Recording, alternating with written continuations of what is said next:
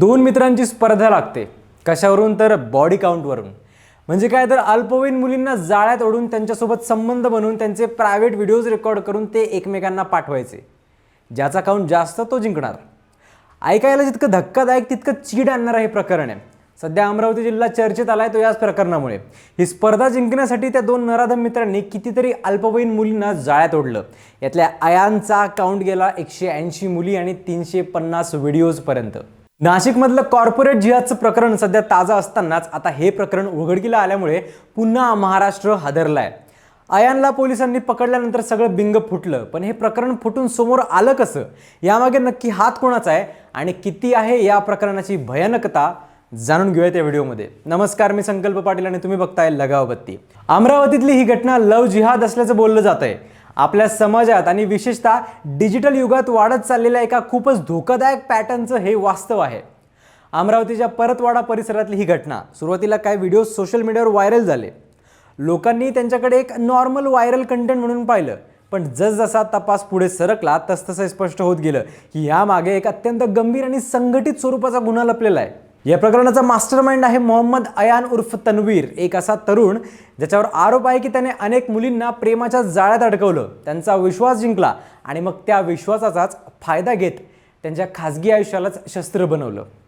त्याचा मित्र उझैर खान याच्यासोबत त्याची एक रेस लागली होती की कुणाचा बॉडी काउंट जास्त आहे. मग या दोघांनी एकमेकांच्या ओळखीने मुलींना मेसेज करायला सुरुवात केली. इंस्टाग्राम, स्नॅपचॅट असं सगळीकडे सुरू झालं. सुरुवात साधीच व्हायची. सोशल मीडियावर ओळख, मैत्री, गप्पा आणि हळूहळू भावनिक जवळीक. या सगळ्या प्रोसेसमध्ये मुलींना काहीतरी संशय येणार नाही अशाच पद्धतीने त्यांना गुंतवलं जायचं. हा आयान मुलींना भेटायला बोलवायचा, त्यांच्यासोबत पुण्या मुंबईतून संबंध बनवायचा, त्यावेळी व्हिडिओज रेकॉर्ड करायचा आणि मित्र उझैरला पाठवायचा. उझैरसुद्धा सेम हेच करायचा.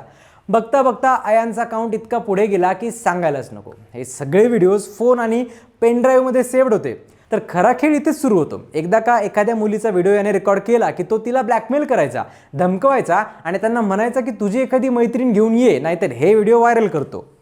काही केसेसमध्ये तर मुलींना वेश्या व्यवसायाकडे जाण्यासाठी सुद्धा फोर्स केला जायचा. महत्त्वाची गोष्ट म्हणजे या 180 मुलींमध्ये अनेक हिंदू मुली होत्या, तर काही मुस्लिम मुलीसुद्धा होत्या. प्रश्न असा येतो की मग हे व्हिडिओज व्हायरल कसे झाले? तर याचं कारण होतं भांडण. उझैर आणि अयान यांच्यात भांडण झालं आणि उझैरने अयानचे व्हिडिओज व्हायरल करायला सुरुवात केली. 10 एप्रिलपासून हे व्हिडिओज व्हायरल होऊ लागले. त्यात अयानसोबत मुलींचे चेहरेसुद्धा स्पष्ट दिसत होते. हळूहळू यात अडकलेल्या मुली बाहेर पडायला, कॉलेजात जायला घाबरू लागल्या. प्रकरणाची चर्चा व्हायला लागली आणि हे कांड समोर आलं. या केसमध्ये मोहम्मद अयान, उझैर खान, तरबेज खान आणि मोहम्मद साद अशा अनेक इतर आरोपींची सुद्धा नावं समोर आली आहेत. आपल्याविरुद्ध गुन्हा झाला हे कळताच अयान कुटुंबाला घेऊन पळून गेला. पण त्याच्या फोनचं लोकेशन ट्रेस करून पोलिसांनी त्याला पकडलं. शिवाय 13 एप्रिलच्या दिवशी प्रशासनाने अयानच्या घरावर बुलडोझर सुद्धा चालवला. तपासादरम्यान असं लक्षात आलं की काही व्हिडिओ एकमेकांमध्ये शेअर केले गेले होते. म्हणजेच या गुन्ह्यामध्ये एक साखळी काम करत होती. आरोपींच्या मोबाईलमधून मोठ्या प्रमाणात अश्लील डेटा मिळाला आहे. काही डेटा त्यांनी डिलीट करण्याचा प्रयत्न केला असला तरी सायबर सेलच्या मदतीने तो पुन्हा मिळवण्याचं काम सुरू आहे. या प्रकरणात अजून एक महत्त्वाची गोष्ट म्हणजे पीडित मुलींचं पुढे न येणं. भीती, सामाजिक दबाव, बदनामीची भीती या सगळ्यांमुळे अनेक मुली तक्रार करायला तयारच नाही आहेत. यावेळी पोलिसांनी वेगळा मार्ग निवडला आहे. त्यांनी स्वतःहून गुन्हा दाखल करून तपास सुरू केला.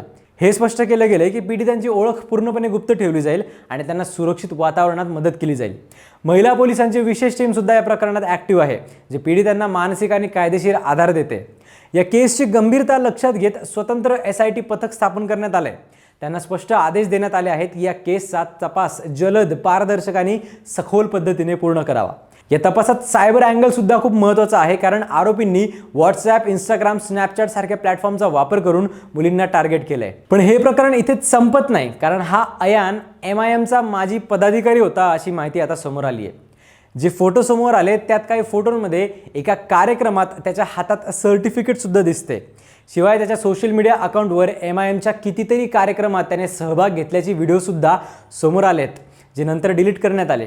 आता या प्रकरणाला राजकीय वळण मिळतंय का हे येत्या काही दिवसात स्पष्ट होईलच. पण या गोष्टीकडे फक्त एक न्यूज म्हणून पाहणं योग्य ठरणार नाही, कारण या गोष्टींचं प्रमाण आजकाल वाढत चाललंय.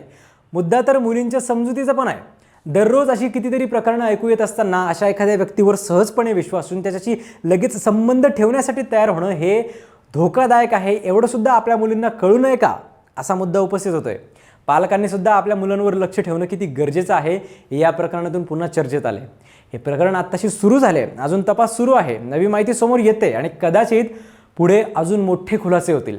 पण या एकूणच प्रकरणाबाबत तुम्हाला काय वाटतं ते कमेंट्समध्ये नक्की सांगा आणि फॉलो करा लगाव बत्ती.